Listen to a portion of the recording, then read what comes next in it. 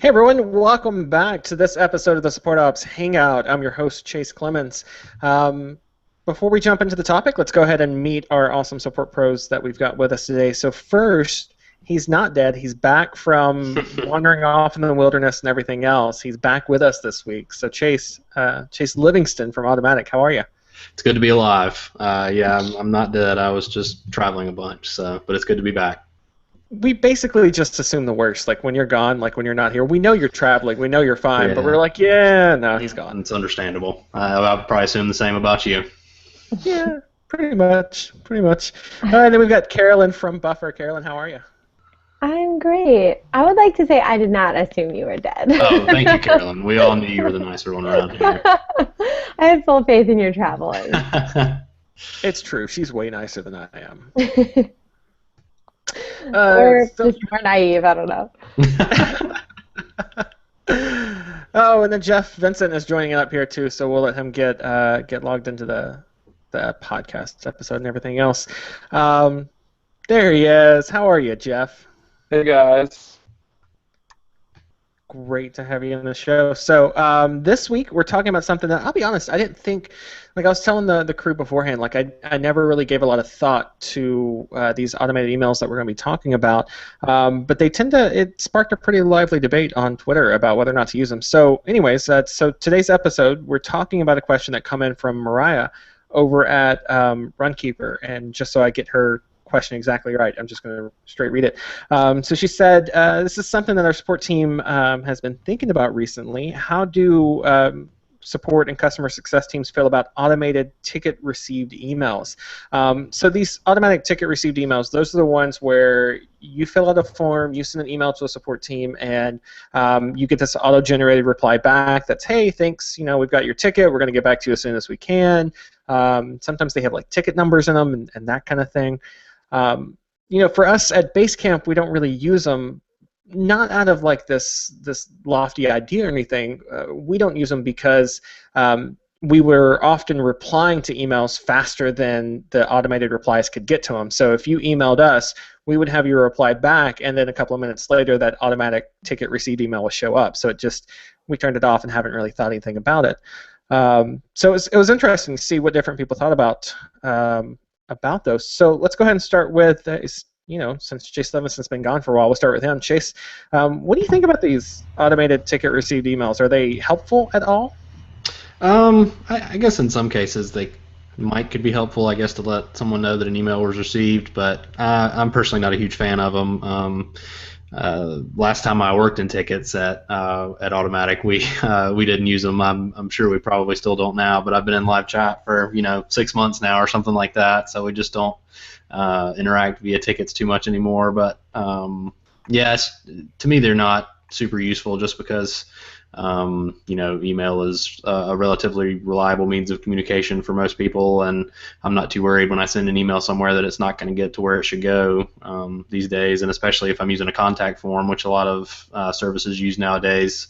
I just feel like submitting the contact form and then getting usually a confirmation from that is enough that my ticket's been submitted. I don't need a second or a third email to let me know that my ticket number is some random string of numbers that I'm never going to remember or anything like that. It's not really going to help me out. Yeah, there was, so on Twitter, Taylor McKnight was talking about the same thing when we asked, and Taylor said, I hate them. Why does anybody need a confirmation email? Are people worried that there are fake submit buttons on contact forms that really don't work? Yeah, it's kind of, when you've got the form submission, you click submit, and you usually get a confirmation page there anyways.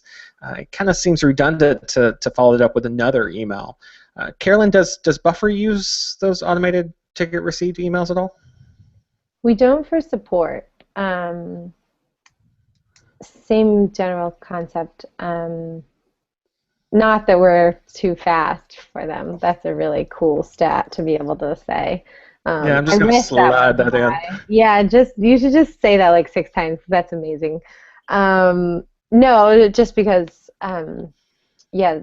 we didn't seem to be a problem that people didn't know that they got them, and there wasn't any useful information to send. Like, we don't send a ticket number because that's not how we look up things anyway. We would always use their email address anyway. So there's nothing really useful for them to have that they can talk to us about later. We do use them for the support, for the hiring inboxes, because we are a lot slower over there, and people are worried that we didn't get it. So yeah, we do say, those sit for days, weeks, sometimes months. So yeah, we do say we got it. It takes us a while to get back to these. We're really slow about hiring. Sorry, but we have it. It's here. So would you recommend for a team, if they're thinking about these, do you think response time plays a big part in that? If you're getting to tickets within that day, it's probably okay not to use them. But if you're, talking a couple of days, do you think a team should use some kind of automated reply then?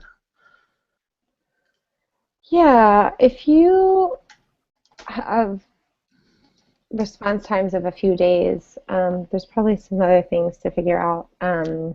This is definitely not high up on your list. If you're taking a couple of days, you don't need to be worried about what your emails are saying. No, I think it is. If you are a type of company that relies really heavily on online documentation and really wants people to go through that, for example, then it might be useful to send them a reply and say, we have one guy who does this and we get 200 tickets a day. You probably have a better experience if you look up these things in this place. And sometimes those can be really great because they can say, we're processing this, but in the meantime, if you want to take a look at, I noticed that these 3 words were in your email, and that usually means that they're asking about this. So, they can be really helpful, and yeah, I think response time plays a big part in it. But yeah, I don't think that you should necessarily discard them just because you don't have fast response times.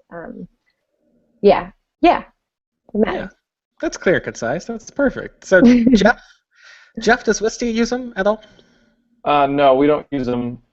We've definitely been asked the question, did you receive my email? I was expecting to get a confirmation, and we get that after 30 minutes sometimes. I mean, just people have been conditioned based on other services to expect that stuff. As someone who hates the fact that I have 40 emails in my inbox right now, I hate putting another email in someone's inbox that's completely useless. I think Carolyn said the right thing when she said there isn't a lot that we can tell them in that email besides, hey, it was received. And I think for a lot of people it's yeah, I know it was received. I submitted it. I don't need to be told that. That being said, some people want it. What are they really getting at there? It's I think it's useful to think about what the benefits are of that and how we might achieve the benefits in another way.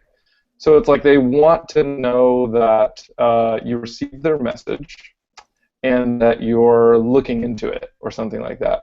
And so you could put that in the email, but for me, again, clogging their inbox is really annoying. So, and then Carolyn's piece is, well, there's also not that much other info that's helpful to look at, right? For some services, it's here's your ticket number, make sure to reference this ticket number. I don't know why, I don't want to say any bad words that would make it so that Chase has to go through and bleep me, but I don't know why the hell anybody needs ticket numbers anymore. I don't get it. Somebody explain this to me somewhere. Same as show notes. Explain it to me somewhere. But so one thing we're thinking about is when you submit a contact form, there are some things we could tell you, right? What's the average wait time in the inbox, or maybe what's the queue, if that's a better metric to look at. Is there anybody in the inbox actively right now? Is there anybody even working on emails? Is it a Sunday and no one's available? We should tell you. Just how do we set better expectations for the person who sent in the support request, along with letting them know, yeah, we did, in fact, the internet pipes are still working, and we did, in fact, receive this. Yeah, and so there was Ben Vance on Twitter that agreed with him with some of that. He was talking about, he said, I only like them as confirmation that you got my email, helps to avoid the whole did you get my email follow-up email. Scott over at Support Driven said something a little bit similar. He said, I don't wonder if my request has been received. I wonder if they can help me with anything, help me with an actual useful response. And yeah, that whole, it's almost like anxiety around, did you get my email? And I think that kind of stems from our interactions with other things. When you send something through the postal service like USPS, I always get tracking on that thing because you never know what's going to happen with it. Like that reliability is hit and miss, and having a tracking number helps alleviate that. That's the only time that I'm okay with any kind of think of like email numbers, right? Like email ID numbers, that kind of thing. Like it helps for tracking. But other than that, like email's pretty reliable. Chase, when it comes to Automattic, I know you're doing a lot of the live chat, but when you did your tour through the email support, did you get a lot of people that were like, hey, just wondering, did you get my email? Do I need to send it again? Anything like that? I mean, every once in a while you would get something like that, but not super often. I mean, we try to get back at least within 24 hours unless, something crazy happens and we just, have a ton of tickets. But for the most part, we try to get back to emails within, 24 hours or so. So I think people are pretty well conditioned that, if they send an email to support somewhere at, 24 hours is probably a good timetable to expect something back. And so we didn't get a ton of people that were, really anxious and wanted to know if we got their email or not. It happens occasionally, just like anything, but not something that we saw, often. Yeah, I wonder how many. I mean, I don't know if anybody can speak to this, but we've certainly never gotten any of those questions from someone who also works in support, or someone that I could say, yep, they definitely write and read a lot of emails every day. My mom asks me all the time, did you get my email? Because she sends it, and within 30 minutes, I have not responded. And so she wants to make sure it was received. And so part of that is that she's still not 100% sure she knows how to work her iPad. But the other thing is that when she gets an email, there's a ding sound that goes off, and she hustles over from the kitchen over to her iPad to go see what the email was.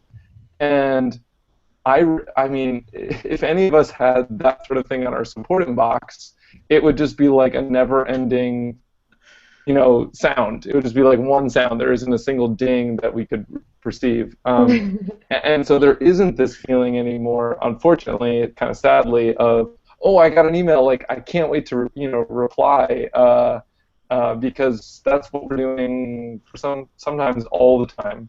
And so we can't do that. So I just wonder how, I've never really looked into this, but if some of the people who check in with us on that are the same folks who, like, they have an empty inbox, and not because they have some crazy framework or structure for it, they just don't get a lot of email. Yeah, one of those where you're a smaller startup company. Maybe you're bootstrapping support. So maybe you're the designer here and answering support emails, and you're checking like once a day, maybe, in that kind of setup. Maybe you need some kind of automated reply just to let people know, hey, I'm just one person, like Carolyn said earlier. I'm one person trying to answer 200 emails. Like, give me time. I'll get through them eventually. I don't know, Carolyn. What do you think? Is the customer base affecting us here just because we don't typically work with people like Jeff's mom? Oh, you would love working. My mom is the best. She would probably be so sweet and be like, Chase, you are the greatest person in the world.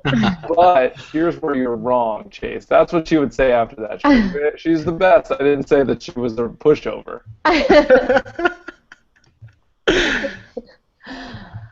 So, Carolyn, what do you think? Yeah, I do. It's interesting because sometimes people are like, wow, you got back to me within the hour. That was crazy, like super impressive. And then sometimes we have gotten like people follow up on live chat and be like, I sent an email 20 minutes ago. Like, I haven't heard back yet. Do you get that on Twitter too? Like every now and then we'll get that on Twitter and they'll be like, hey, just want to make sure, like you said a couple of minutes and it's been like 5 minutes now. Where's my answer? Yeah, it's interesting. So what we added now, because we were inspired by Basecamp, is now it says on the contact form itself, it says we reply to emails within X number of minutes on Mondays between 3 and 4 p.m. So it tells you based on the time. So like if usually Sundays take a long time, then it'll say like it usually takes a long time. But so I think that alleviates some of that.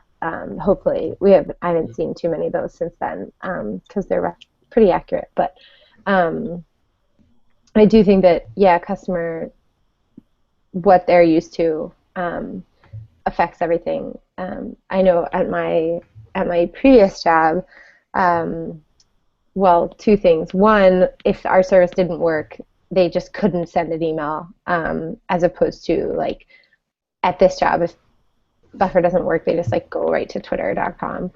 And also it was more of like we'll hold your hand and teach you, and this is more, or at least it used to be, I don't know if it's so much as anymore, but Buffer is still sort of for the people who kind of get it. So the anxiety level of customers is so much lower at this job versus the previous one, my previous one. So that affects everything. That affects every decision we make. Like when something goes crazy, like when there's a bug or something, people write in and they're like, I found a bug, yay! Versus like, I mean, not always, but they like love it and they like being the one to report it. Whereas at the last job, it was like something went wrong. Oh my God, everything's happening. So yeah, that affects everything, including how much we feel they can trust that their email has been received and all that stuff. Yeah, and so Hoon had a really good reply on Twitter about this too, along the same lines. He said they're useful to me to confirm receipt, and it provides some expectations, time to answer, hours, that kind of thing. But he said, that said, if I fill out a form on the site, I'd rather see that information and confirmation there, not necessarily get an email receipt about it. You could, I guess, split the difference, right? So like you submit like you go to the support site, hit the support form, and click the submit button.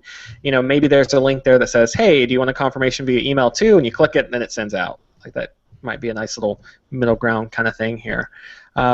So Chase, with live chat over at Automattic, and I don't think y'all do this, but I've seen live chat before where you're basically put into a queue and you get this automated reply that says, hey, your live chat rep's going to be with you shortly. I did that earlier with Charter. I went to use their live chat thing, and it was like, hey, yeah, it's this automated reply, and they're going to be here shortly, and then 30 minutes later, they still weren't there, so I gave up.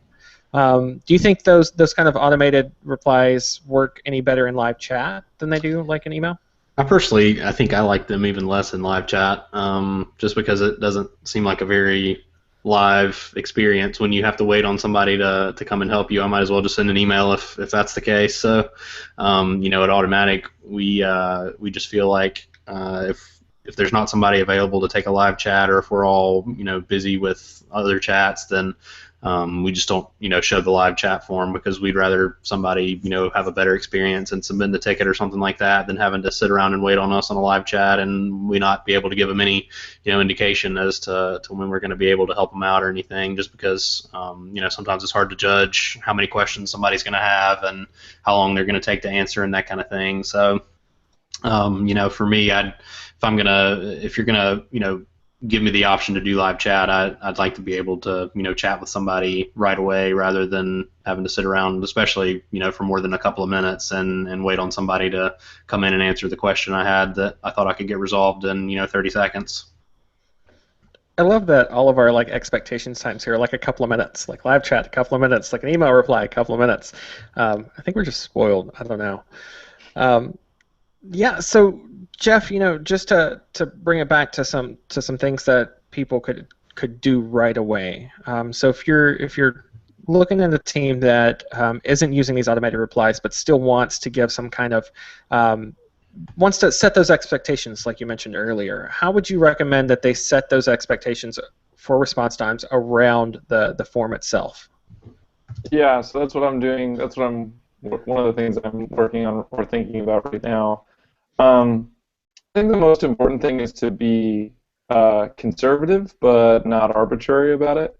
So for us, we're probably going to come up with some sort of using the Help Scout API, like really figure out how many emails are there in the inbox, and then given the day of the week, it's like how many people are actually probably working on this, and then be super conservative about it, right? And maybe once we kind of get in there, we'll realize that we should just be saying something like, several hours during the business week, and we're off on weekends. I don't know what we should do necessarily about that, but I think my recommendation would be, this is like, I guess this is kind of how we let off the show, is that this is one of those optimization problems that unless you're a Basecamp or a Buffer or a WordPress, like even a bigger than Wistia, I don't think that you need to necessarily jump to. I think it's one of those things to think about in the support experience. Like, how can I tell people about this stuff if they're uncomfortable? That's not something, I guess what I would say is, it's not something that if you're building a company today and you have 5 customers, you need to worry about whether you have an auto reply going out or not.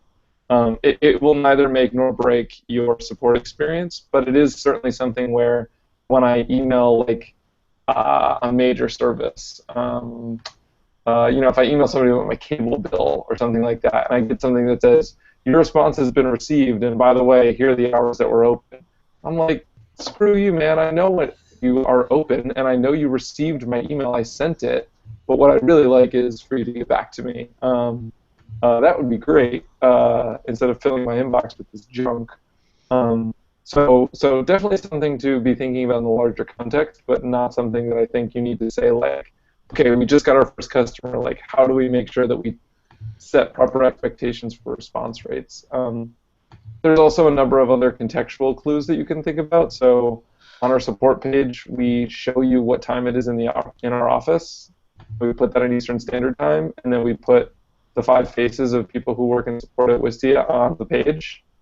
And I believe that I ripped that directly off of Basecamp. So I don't know if you guys still do that, but I ripped off a combination of Squarespace and Basecamp in doing that. And that sort of tempers people's expectations as well. It's like, oh, it's not this gigantic group of people in cubicles. It's 5 real people, and when I'm emailing any of the real people that I know, I tend to give them the benefit of the doubt of a couple of hours. So there are so many little things that you can do that are going to change whether people reach out and they're like, hey, is there anybody in there? Like, I need help.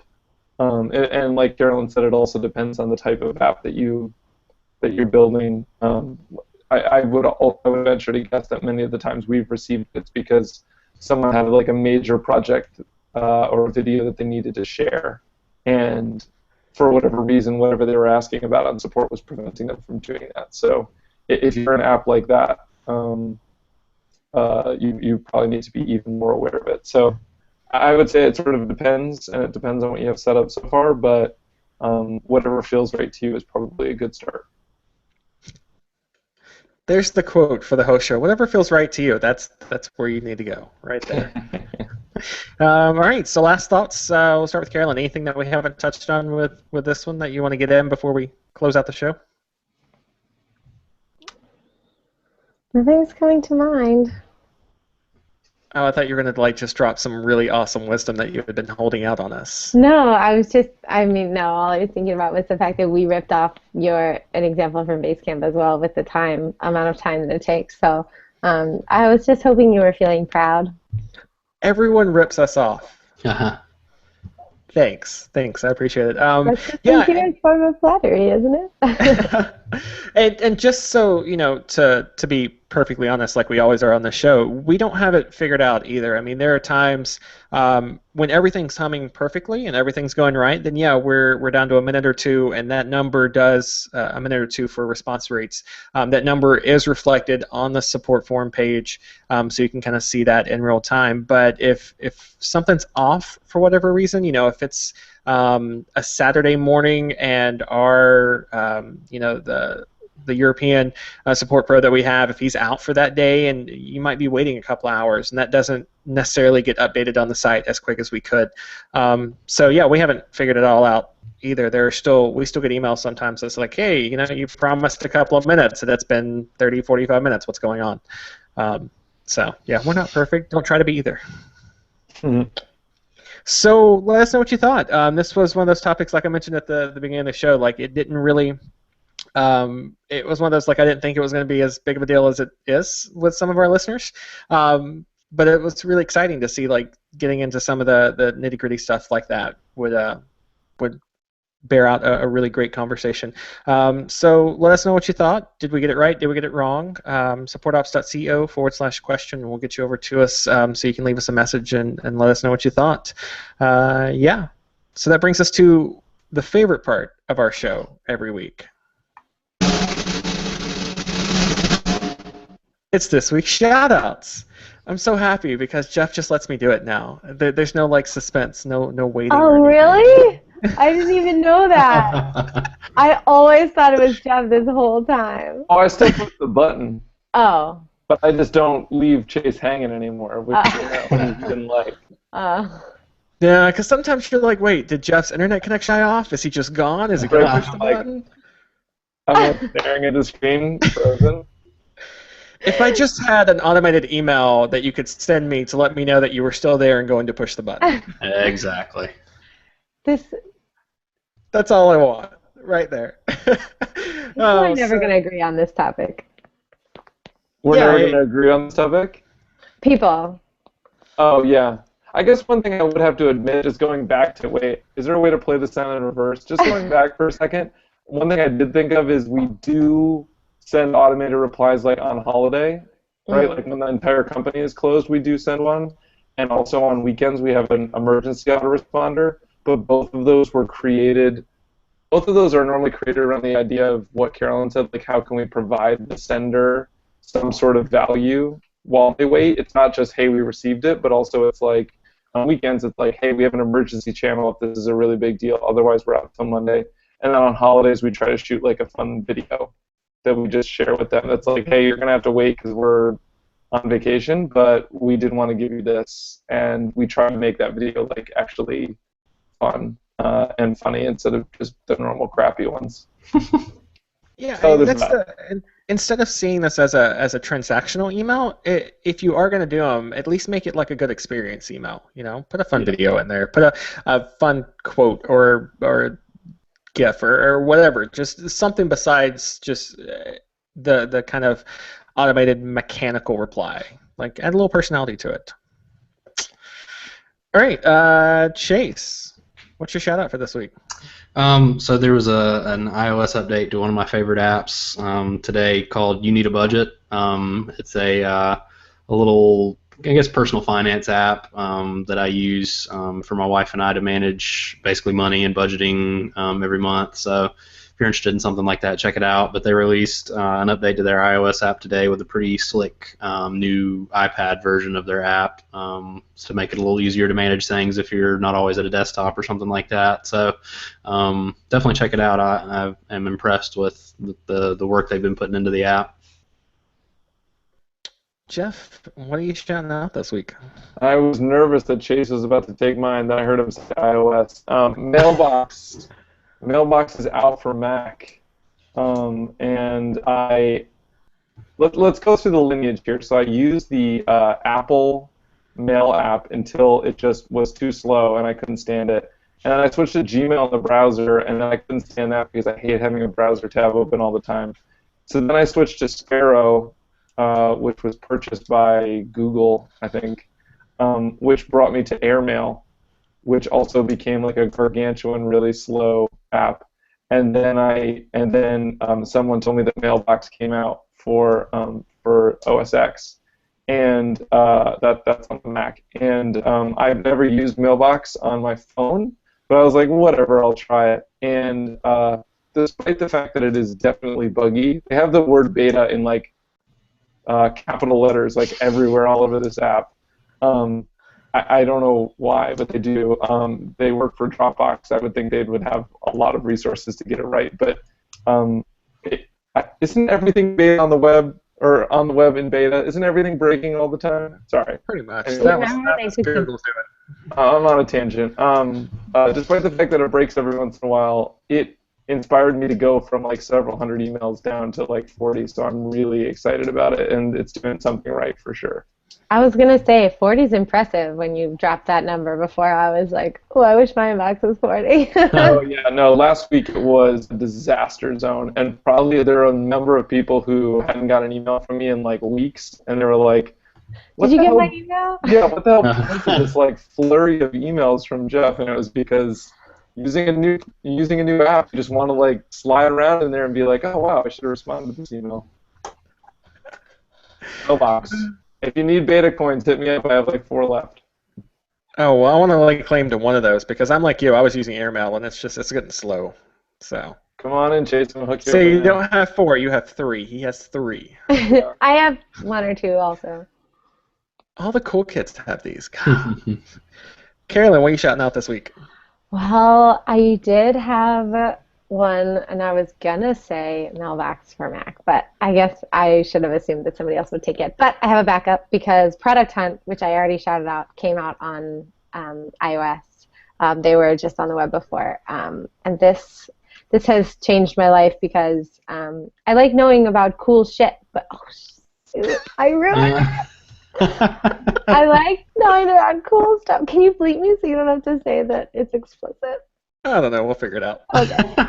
I like knowing about the cool stuff that's out there on the internet, but I was following TechCrunch and Mashable and all those things on Twitter in order to do that, and that was taking up way more time than my feed does now without those things in it. So I spend like a few minutes on Product Hunt, either every day or on a weekend catch up, and that saves me a lot of time. And I find cool stuff. Like what? Can you give me an example? Can I give you an example of something cool that I found out? Yeah, that I tried? some of the cool shit that you found that's been really useful to you. Got a lot of beeps in this I'm episode. going to leave it in. I'm just going to leave them all in. Yes. There we go. Yeah. So let me think. There's a couple that I've played with that are like way back music machines. Like you put in a year or something, or like a season, and it plays music from that time, which is fun. Oh, that's cool. Yeah, it's usually like, I mean, I don't find stuff that I really use at work very like it's like fun little things that like people have just built and they would never get found otherwise. Yeah, no, that's neat. I hear a lot about Product Hunt. I don't really know where everybody finds the time, or if there's actually that many good apps out there that every day you're like, oh, here's another one. Oh my God, I have like 75 apps. It's like a year in and you have 400 new apps. I do feel that way. It's not always apps. It's sometimes just stuff, or like an update to an app. Like I'm sure Mailbox for Mac was on there, or like it could also be like some of it's based in San Francisco, obviously, because that's where everything launches. So it's maybe more relevant for people who live here, but there is like stuff that you can just play with from anywhere for sure. Cool.